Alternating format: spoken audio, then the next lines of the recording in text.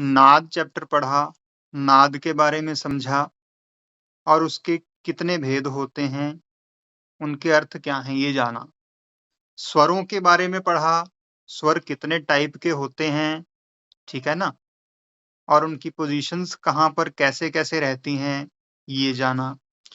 आज हम जो टॉपिक करेंगे वो करेंगे राग, जो कि हमारे हिंदुस्तानी शास्त्रीय संगीत का सबसे महत्वपूर्ण तत्व है, जिसके ऊपर हमारा इंडियन म्यूजिक पूरा का पूरा एग्जिस्ट करता है, खड़ा है। वो क्या चीज है? वो तत्व है राग।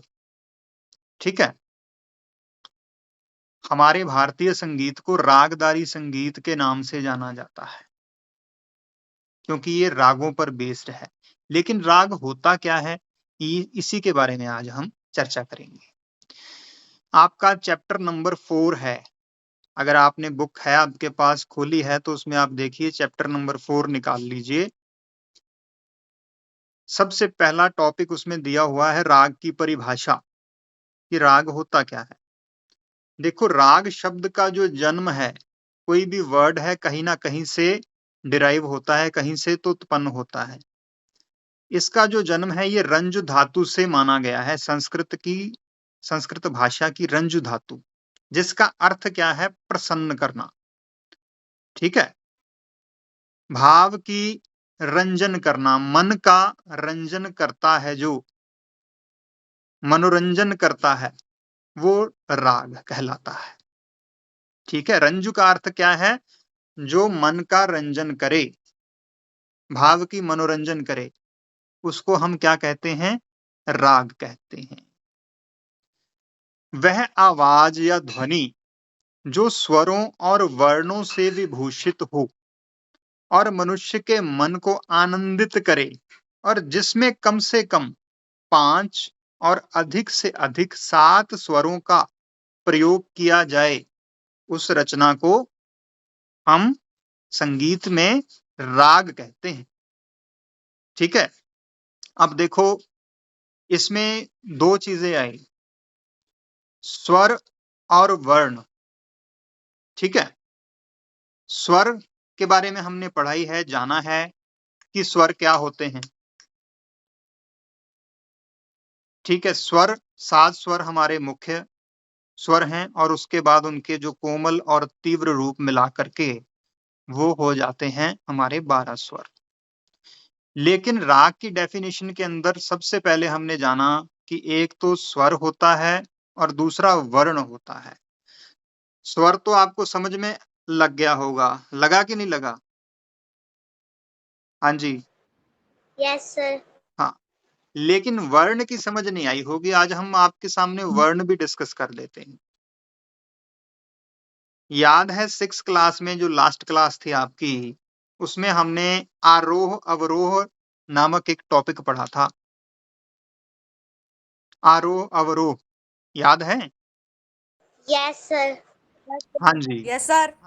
तो जब हम देखो, ये जो वर्ण बनते हैं ना, ये भी जो है स्वरों से ही बनते हैं, क्योंकि म्यूजिक के अंदर क्या है? स्वर है और ताल है, स्वर है और लय है।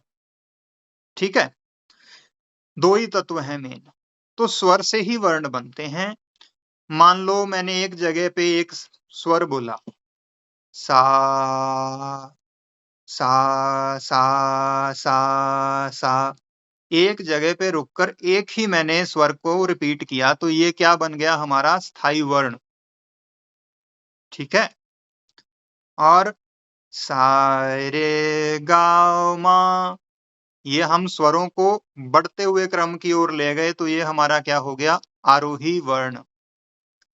जब हम मा गा रे सा, ये क्या हो गया? अवरोही वर्ण। और जब हम इन तीनों वर्णों को मिक्स करके गाते हैं, तो वो हमारा हो जाता है मिश्रित वर्ण। ठीक है।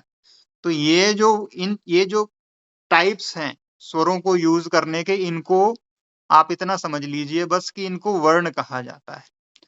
सा गा रे मा गा पा मा गा रे सा, ये स्वरों को देखो, कहीं आगे से पीछे की ओर जा रहे हैं, कहीं से आगे से पीछे से आगे की ओर आ रहे हैं।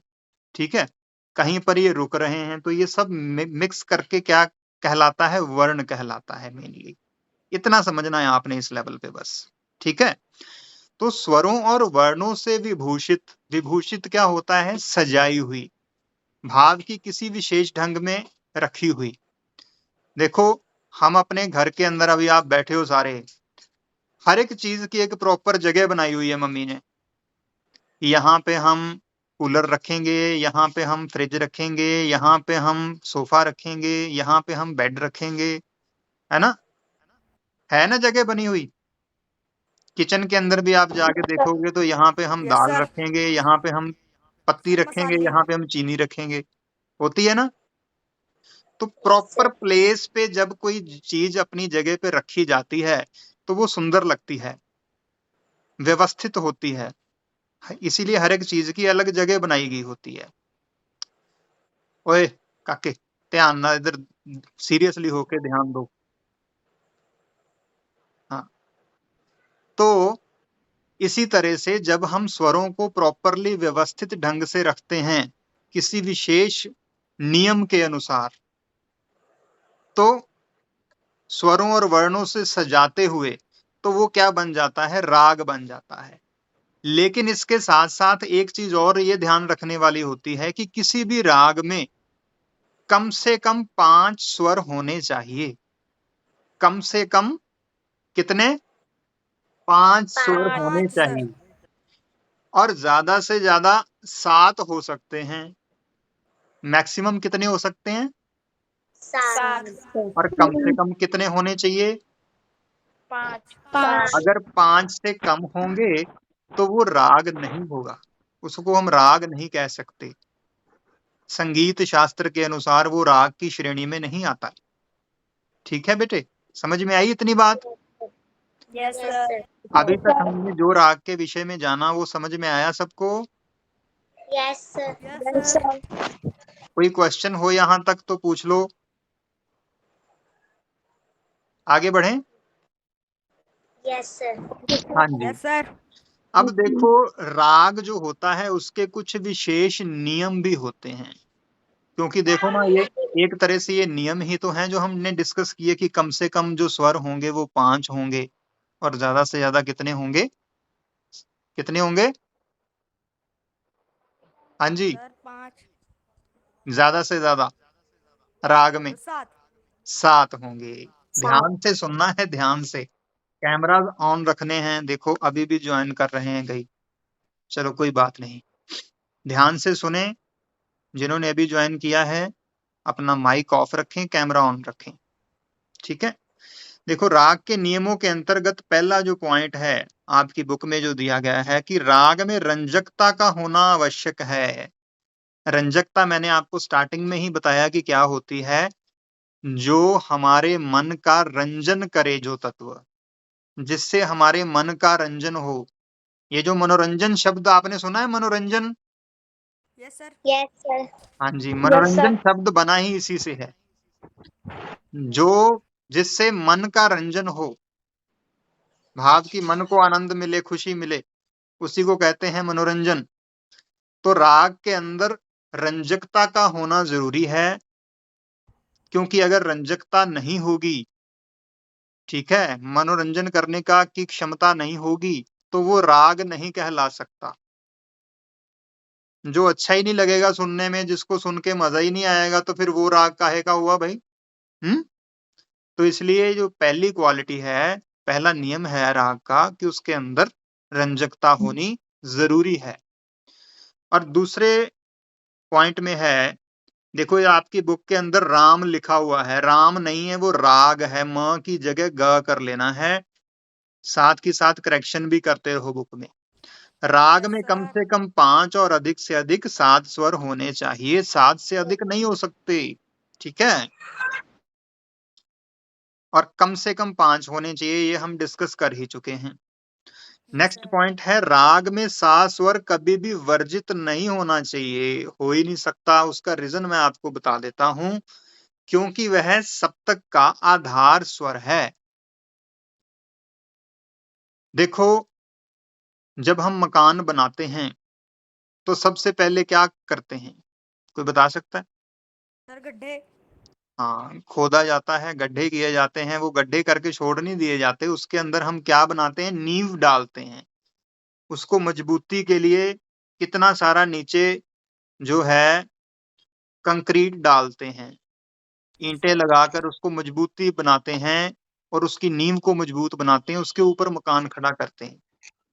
ठीक है? इसी तरह से जो सा है ना बेटे, ये हमारे संगीत का आधार है। सा के बाद ही रे हो सकता है, गा हो सकता है, इसलिए सा तो होगा ही होगा। अगर सा नहीं होगा तो संगीत नहीं होगा। ये बात समझ लेनी है हमने। तो सा इज द वेरी इंपॉर्टेंट स्वर। ये हर एक राग के अंदर पाया जाता है और उसका होना जरूरी है। अरमान बेटे अपना माइक बंद करो, माइक ऑफ रखो, माइक ऑफ कर लो बेटे। हाँ, गुड। तो सा इज द मोस्ट इंपॉर्टेंट स्वर, इसलिए वो किसी भी राग के अंदर वर्जित नहीं होगा, वो हमेशा होगा ही होगा, तो ही राग बनेगा। सा के बिना राग नहीं बनेगा, ये नियम है। नेक्स्ट है कि राग में मां और पा स्वर एक साथ वर्जित नहीं होते। वर्जित का अर्थ है छोड़ देना, भाव कि वो राग के अंदर होंगे ही होंगे। अगर मान लो किसी राग के अंदर, क्योंकि हमने कहा उसमें जाना कि कम से कम 5 और अधिक से अधिक कितने 7 स्वर होने जरूरी हैं। हाँ जी। तो सा रे गा मा पा धा नी, ये हमारे 7 स्वर हैं। मान लो 5 स्वर का राग है, उसमें 2 स्वर हमें छोड़ने पड़ेंगे, तभी तो 5 स्वर का राग बनेगा ना। 7 में से 2 गए, कितने हुए? 5। हाँ जी। तो हम कभी भी मां और पा को एक साथ नहीं छोड़ सकते, ये नियम है। कि हम कहें कि सारे गा धानी को मिला के हम राग बना लें, ऐसा नहीं हो सकता। उसके अंदर मां या पा एक का होना जरूरी है। ठीक है? अगर मां स्वर को छोड़ा गया होगा उसमें, तो पा स्वर जरूर होगा। अगर पंचम को पा को छोड़ा गया होगा तो मां स्वर जरूर होगा। It is the rule. Understood? इस नियम को याद रखना है, ये राग के विशेष नियमों के अंतर्गत आता है। ठीक है ना? माँ को आप ऐसे समझ सकते हो जैसे घर में माँ मम्मी होती हैं और पा पापा होते हैं, तो ये दोनों ही बड़े इंपॉर्टेंट हैं।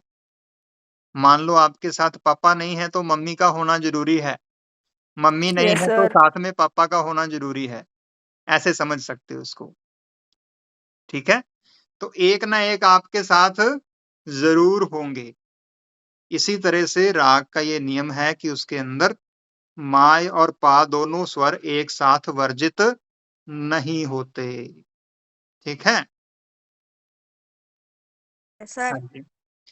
तो नेक्स्ट जो है वो है हमारा राग में आरोह अवरोह थाट जाति वादी संवादी पकड़ समय आदि का होना आवश्यक है। देखो ये चीजें अभी आपने इनमें से सिर्फ आरोह अवरोह को किया है पिछले साल। ठीक है? थाट जाति वादी संवादी ये सब क्या होते हैं ये भी आपने नहीं किया, आपके इसमें टॉपिक में आए नहीं अभी तक। लेकिन ये हम इसके बाद करेंगे क्योंकि ये राग से संबंधित है। अभी के लिए सिर्फ इतना आपने याद रखना है कि ये क्या है, अलग अलग एस्पेक्ट्स हैं राग के, उसकी खूबियां हैं। जैसे हमारी एक बॉडी है, इसके अंदर फेस होता है, हैंड्स हैं, आर्म्स हैं, लेग्स हैं, स्टमक है, बॉडी पार्ट्स होते हैं ना। ऐसे ही समझ लो कि ये राग के महत्वपूर्ण अंग हैं। कौन से? आरोह अवरोह, थाट जाति वादी संवादी पकड़ और समय। समय के बारे में सिर्फ इतना मैं आपको हिंट दूंगा इस समय, क्योंकि हर एक राग को गाने बजाने का हमारे भारतीय शास्त्रीय संगीत में एक नियम दिया गया है कि कोई भी राग है उसका टाइम निर्धारित किया गया है कि इसको किस समय के दौरान गाया बजाया जाना चाहिए। ठीक है। और इसके बाद जो हमारा नेक्स्ट जो नियम है वो है कि किसी राग किसी थाट से उत्पन्न होना चाहिए। अब थाट क्या होता है? थाट वो होता है जिससे राग पैदा होता है, जिससे राग जन्म लेता है। ये आपको नेक्स्ट क्लास में आएगा, अभी आप 7th में हो, ये टॉपिक 8th में आना है। इसलिए आपको सिर्फ इसको माइंड में लर्न रखना है। आपको नॉलेज के लिए इतना बता देता हूं कि थाट से ही राग का निर्माण होता है। थाट क्या होता है? ये सेट ऑफ स्वराज होता है, 7 स्वरों का समूह होता है जिसमें से हम राग का निर्माण करते हैं। हम स्वरों को चूज करते हैं और राग बना लेते हैं। ठीक है, समझ में आया इतना? Yes, sir. Yes sir. That is good. हाँ जी, नेक्स्ट जो है हमारा पॉइंट वो है राग में स्वरों के दोनों रूप कोमल तीव्र एक साथ नहीं प्रयोग करने चाहिए। देखो हमने क्या कहा था कि राग एक ऐसी रचना है जिसमें किसी विशेष क्रम में स्वरों को रखा जाता है। स्टार्टिंग में राग की डेफिनेशन में हमने ये जाना था। तो कभी भी ये नियम है, हमने जो टॉपिक किया था फर्स्ट चैप्टर 7th क्लास में स्वर, उसमें हमने जाना था कि 5 स्वर ऐसे होते हैं जिनके 2 रूप होते हैं। कोमल और तीव्र नामक 2 रूप होते हैं कई स्वरों के। ठीक है। तो कभी भी राग के अंदर मान लो अगर शुद्ध रे आ गया तो उसके बिल्कुल साथ में कोमल रे नहीं लगेगा, साथ के साथ उसके बाद। ये नियम है। मान लो तीव्र माँ का यूज किया तो उसके बिल्कुल साथ हम शुद्ध माँ का यूज नहीं करते हैं अमूमन। ठीक है। अगर मान लो शुद्ध गा यस का सर। यूज किया हो तो उसके बिल्कुल साथ हम राग के अंदर कोमल गा का यूज नहीं करते हैं। ये नियम है। ठीक है। इस चीज को ध्यान Yes, में sir. रखना है। हालांकि कई राग ऐसे हैं जो इस चीज के अपवाद हैं, कई रागों में यूज होता भी है लेकिन ये नियम में नहीं आता। जो बेसिक नियम बताए गए हैं उनके अंतर्गत नहीं आता। ठीक है। आगे है राग में स्वर क्रम अनुसार नहीं होते। जैसे हम गाते हैं ना, सा रे गा मा पा धा नि सा, तो ये क्रम है। सा नि धा पा मा गा रे सा, ये क्या है? क्रम है। सा के बाद रे, रे के बाद गा, गा के बाद मा। लेकिन राग के अंदर ये कोई भी जरूरी नहीं है कि उसमें क्रम हो। राग में स्वर उल्टे पुल्टे भी तौर पर भी यूज हो जाते हैं, जैसे कि सा गा रे मा गा पा मा गा रे गा पा दा नि सा पा दा मा गा। तो ये अलग अलग तरह से भी यूज हो जाते हैं, क्रम में होना कोई जरूरी नहीं है। समझ में आया बेटा इतना? Yes, sir. Yes sir. तो ये जो था हमारा टॉपिक था आज का, राग और राग के नियम। हाँ जी, आज के टॉपिक में कोई भी आपको डाउट है तो अब आप पूछ सकते हैं, अपना माइक ऑन कर सकते हैं और पूछ सकते हैं। Any questions? No, sir. No sir. कोई क्वेश्चन है? No, sir. No sir. No sir. देख लो, फिर टेस्ट भी होना है इसका। Okay sir. Okay, sir. ठीक है। और अभी आप क्या करोगे, देखो अभी आपने क्लास खत्म करेंगे अब हम, तो किसी ने भी अभी के अभी खेलने नहीं निकलना, टीवी नहीं देखना। अभी के अभी इस चैप्टर को रिवाइज करना है और रीड करना है। और अभी जो जो चीजें मैंने समझाई हैं उनको रिलेट करते हुए साथ में अभी के अभी इसको रिवाइज कर लो।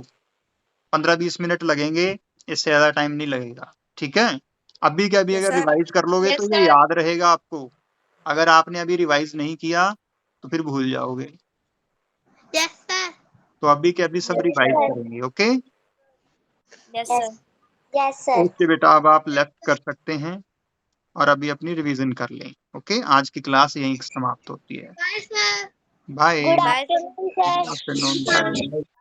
ख्याल रखें, Bye, sir. बाहर कोई नहीं निकलेगा ज्यादा। मौसम आपको पता Bye, है sir. माहौल कैसा है बाहर बारिश की वजह से।